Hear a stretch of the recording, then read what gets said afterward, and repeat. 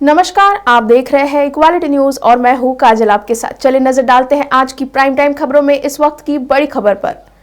किसान आंदोलन के लिए एक बार फिर केंद्र सरकार और उसके नेताओं की तीखी आलोचना करते हुए मेघालय के राज्यपाल सत्यपाल मलिक ने किसानों को आह्वान किया है कि वे सत्ता बदलने और किसानों की सरकार बनाने के लिए एकजुट हो। उन्होंने कहा कि वो राज्यपाल के पद पर उनका कार्यालय समाप्त होने के बाद खुद देश भर का दौरा कर किसानों को एकजुट करेंगे। सत्यपाल मलिक ने यह भी खुलासा किया कि उनके कुछ मित्रों ने सलाह दी थी कि वह उपराष्ट्रपति या राष्ट्रपति बन सकते हैं, इसलिए उन्हें चुप रहना चाहिए। लेकिन मलिक के अनुसार उन्होंने ये कहा कि मैं इन पदों की परवाह नहीं करता। उन्होंने यह भी कहा कि उनके लिए राज्यपाल का पद महत्वपूर्ण नहीं है। उन्होंने किसानों का आह्वान किया है कि उन्हें सत्ता बदलने के लिए एकजुट हो और दिल्ली में स्वयं की सरकार बनाए, ताकि उन्हें किसी से कुछ न मांगना पड़े बल्कि लोग उनसे मांगे।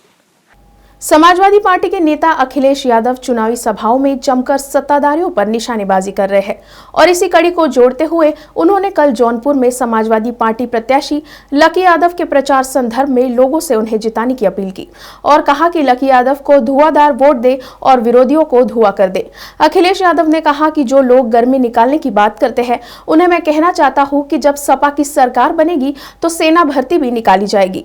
ये रंग बदलने वाले लोग हैं और हमें तो ऐसा लग रहा है कि इस बार लकी के लिए यहाँ के लोग धुआंधार वोट करने वाले हैं। धुआंधार वोट और धुआंधार वोट कर करके जो विरोधी लोग हैं उन्हें धुआं धुआं कर देना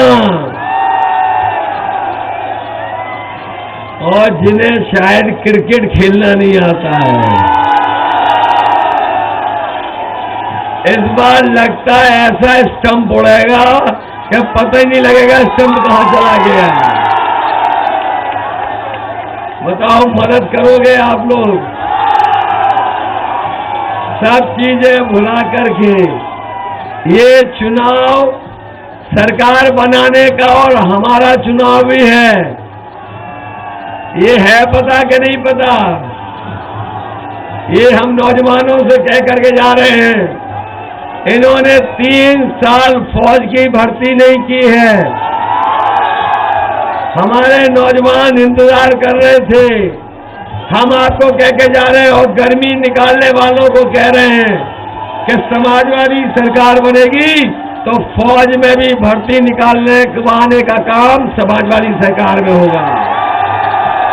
मध्य प्रदेश विधानसभा में बजट सत्र की शुरुआत आज से हो गई है। इस दौरान मीडिया माध्यमों से बातचीत करते हुए सीएम शिवराज सिंह चौहान ने कहा कि जो जबरदस्ती अपनी आंखें बंद कर रहे हैं उन्हें दिखाई नहीं देता और जो बहरेपन का ढोंग करते हैं उन्हें सुनाई नहीं देता। हमने हालांकि मध्य प्रदेश को आत्मनिर्भर बनाने के लिए कई प्रयास किए हैं। हमने संरचना के विकास के लिए विपरीत परिस्थितियों में भी काम किया है। जो जबरदस्ती आंखें बंद किए हैं उन्हें दिखाई नहीं देता, जो बहरेपन का ढोंग करते हैं उन्हें सुनाई नहीं देता। लेकिन कोविड की कठिन परिस्थितियों में प्रधानमंत्री जी के मंत्र आत्मनिर्भर भारत के निर्माण के लिए आत्मनिर्भर मध्य प्रदेश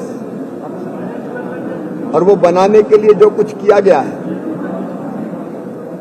वो अद्भुत और अभूतपूर्व है। इतनी कठिन परिस्थितियों में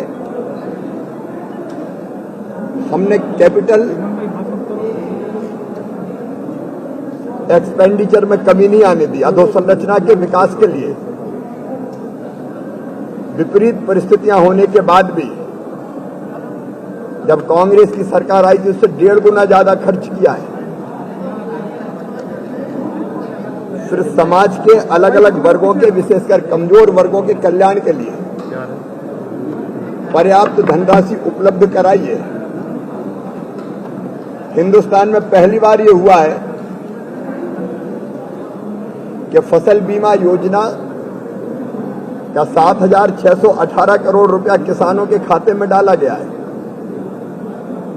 3,000 करोड़ रुपया पहले अलग से आरबीसी 6-4 के अंतर्गत दिया गया था। महाराष्ट्र में मंत्री पद पर काबिज एनसीपी के कदावर नेता नवाब मलिक की मुश्किलें कम होने का नाम नहीं ले रही है। Dawood Ibrahim money laundering case में नवाब मलिक को मुंबई की स्पेशल पीएमएलए कोर्ट ने 14 दिन की न्यायिक हिरासत में भेज दिया है। इससे पहले ईडी ने मलिक को 7 मार्च तक हिरासत में भेजा था। ईडी ने मलिक को भगोड़े अंडरवर्ल्ड डॉन दाऊद इब्राहिम और उनके साथियों से जुड़ी मनी लॉन्ड्रिंग मामले में 23 फरवरी को गिरफ्तार किया था। गिरफ्तारी के बाद महाराष्ट्र सरकार के अल्पसंख्यक मामलों के 62 वर्षीय मंत्री और एनसीपी के प्रवक्ता नवाब मलिक को 8 दिन की ईडी हिरासत में भेजा गया था। हालांकि बीते गुरुवार को उनकी हिरासत को बढ़ाकर 7 मार्च कर दिया गया। ईडी के अधिकारियों ने कहा था कि मलिक के 1993 के मुंबई बम विस्फोटों से जुड़े लोगों से संबंध थे और इसके साथ ही एजेंसी का कहना है कि यह जांच भगोड़े गैंगस्टर दाऊद इब्राहिम, उसके सहयोगियों और मुंबई अंडरवर्ल्ड की गतिविधियों से संबंधित है। एनसीपी के प्रमुख शरद पवार ने शनिवार को कहा था कि मलिक की गिरफ्तारी राजनीति से प्रेरित है और मुसलमान होने के कारण उनका नाम अंडरवर्ल्ड डॉन दाऊद इब्राहिम से जोड़ा गया है। मध्य प्रदेश स्थित मंदसौर जिले के विकासखंड सीतामऊ में मध्य प्रदेश शिक्षक संघ ने पुरानी पेंशन बहाली के लिए मध्य प्रदेश शासन के नाम अनुविभागीय अधिकारी सीतामऊ को ज्ञापन सौंपा है। केंद्र सरकार की ओर से सुचारू की गई नई पेंशन योजना का लाभ शिक्षकों को नहीं मिल पा रहा है, जिसके चलते शिक्षक संघ ने संबंधित मोर्चानुमा समूह निकालकर अनुविभागीय अधिकारी को ज्ञापन सौंपा है। ज्ञापन में बताया गया है कि 2005 में भारत सरकार द्वारा शुरू की गई राष्ट्रीय पेंशन योजना के अंतर्गत ये अनिवार्य नहीं थी। फिर भी तत्कालीन राज्य सरकार ने नई पेंशन योजना प्रारंभ की। ये योजना कर्मचारियों को सामाजिक सुरक्षा प्रदान करने में असफल सिद्ध हो रही है, जिससे नवीन शिक्षक वर्ग सहित समूचे कर्मचारी जगत में असुरक्षा एवं अपर्याप्त अवसाद की स्थिति निर्मित हो गई है। इन परिस्थितियों में कर्मचारियों की कार्यक्षमता भी प्रभावित हो रही है, जिसे लेकर शिक्षक वर्ग काफी आक्रोशित है।